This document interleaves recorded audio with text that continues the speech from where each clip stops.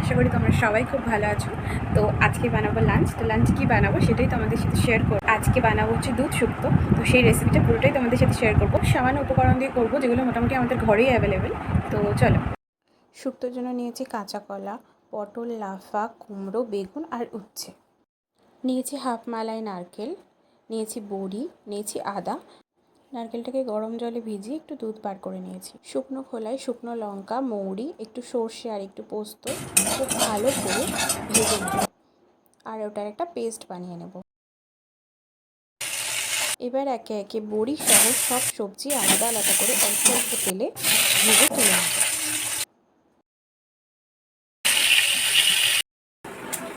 এরপর কড়াইতে তেল দিয়ে 5 ফোড়ন আর শুকনো লঙ্কা ফোড়ন দিয়ে সব সবজিগুলোকে আবার করে একটু ভেজে আদা বাটা, একটু জিরে গুঁড়ো, একটু লবণ আর একটু জল দিয়ে নেড়ে চেড়ে বেগুন আর উচ্ছেটা দিয়ে দেবো। একটু সিদ্ধ হয়ে গেলে দিয়ে দেবো নারকেলের দুধ, তোমরা এমনি দুধও ব্যবহার করতে পারো।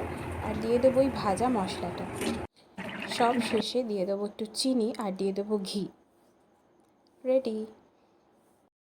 তো চলো, আজকের মতো এখানেই শেষ করলাম। আবার নেক্সট কোনো ভিডিওতে দেখা হবে।